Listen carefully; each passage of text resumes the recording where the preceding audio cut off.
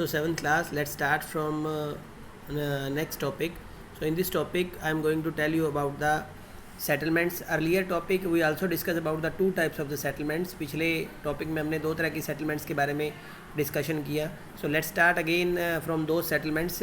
Here it is clearly written settlements, the rural and the urban settlements we discussed earlier.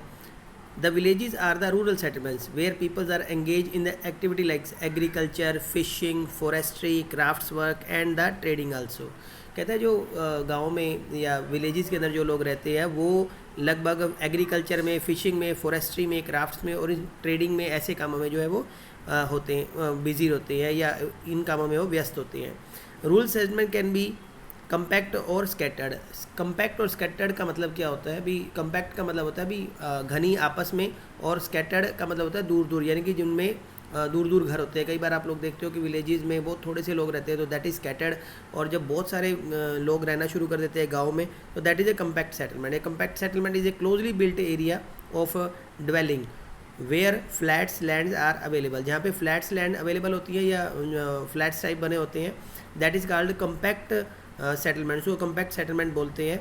In a scattered settlements dwelling are spaced over an extensive area where the area is very very extensive. जहाँ बहुत बड़ा area होता है उस area में लोग जो होते हैं बिखरे से होते हैं, that is called scattered settlements. This type of settlement is mostly found in the hilly tracts, thick forest and region of extreme climate. जहाँ पे क्लाइमेट बहुत ज़्यादा ठंडा होता है या पहाड़ी एरिया पर और जहाँ फॉरेस्टी एरिया में जो है वो हमें ज़्यादातर आपको देखने को मिलेगा कि वहाँ पर जो है वो स्कैटर्ड सेटलमेंट्स ही पाई जाती है.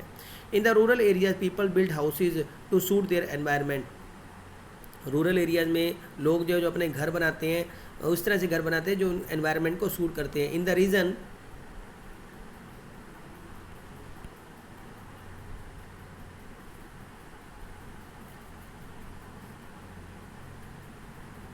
Of heavy rainfall they have a slanting roof. जहाँ पे अगर आप देखोगे कि बारिश ज़्यादा होती है तो वो स्लेंटिंग रूफ बनाते हैं ताकि पानी सारा का सारा नीचे आ जाए. Places where water accumulates in the rainy season the houses are constructed on a platform और स्टिल्ट. और जहाँ बहुत ज़्यादा एरिया जैसे कि हमारे नॉर्थ ईस्टर्न स्टेट्स हैं वहाँ बारिश बहुत ज़्यादा होती है, तो बारिश ज़्यादा होने की वजह से लोग जो है वो नीचे प्लेटफॉर्म सा चबूतरा बना के उसके ऊपर अपने घर बनाते हैं ताकि पानी जो है वो उनकी नींव को या फाउंडेशन को में ना जाए और जिससे मकान को कोई नुकसान ना हो. Thick mud walled houses with thatched roofs are common in the areas of hot climate. जहाँ जिन एरिया में क्लाइमेट बहुत हॉट होता है वहाँ की जो रूफ्स बनाई जाती है वो मिट्टी से और मड से बनाई जाती हैं. Local material like stone, mud, clay, straw etcetera are used to construct these houses. मतलब मड, क्ले, स्ट्रा और स्टोन्स ये चीज़ें यूज़ की जाती है उन घरों को बनाने के लिए जो कि जहाँ गर्मी ज़्यादा होती है. The towns are small and the cities are larger. जो टाउन जो होते हैं बड़े छोटे होते हैं, सिटी बहुत बड़ी होती है अर्बन सेटलमेंट्स के लिए. In the urban are the people are engage in manufacturing, trading, services. कहते हैं लोग जो शहरों में रहते हैं वो लोग मैन्युफैक्चरिंग में, ट्रेड करने में, कोई ना कोई सर्विस करने में जो होती है बिजी होते हैं या वो इसी तरह के काम करते हैं. चलिए नेक्स्ट है हमारा transportation. As you know very well what do you mean by the transportation. Transport में आपको पता है कि आवाजाही का earlier time was there when people were moving on their foot. लोग पुराने समय में लोग जो थे वो पैदल ही चलकर इधर उधर से जाते थे जहाँ भी जाना होता था.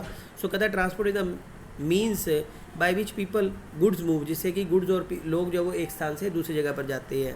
In the early days it took a great deal of time. कहता पुराने समय में बहुत ज़्यादा टाइम लगता था एक जगह से दूसरी जगह कोई भी ट्रैवल करने में लॉन्ग डिस्टेंस में, क्योंकि वो मीन्स ऑफ ट्रांसपोर्टेशन होते ही नहीं थे. People had to walk used animals to carry their goods. और लोग अपने सामान को जो है वो एनिमल्स के ऊपर लाद देते थे.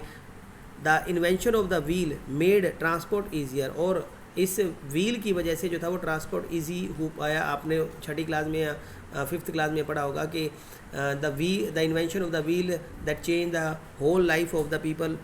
जो इन्वेंशन ऑफ व्हील थी उसने मनुष्य की लाइफ जो थी वो पूरी तरह से चेंज करती थी. With the passage of the time different means of transport develop, but even today people use animals for transportation. आज भी लोग जो है वो एनिमल्स यूज़ करते हैं ट्रांसपोर्टेशन के लिए. In our country donkey, mules, bullock and camels are common. कहता है हमारे देश में जो डोंकी है, खच्चर है, बैल हैं और कैमल्स हैं, ये कॉमन यूज़ होते हैं.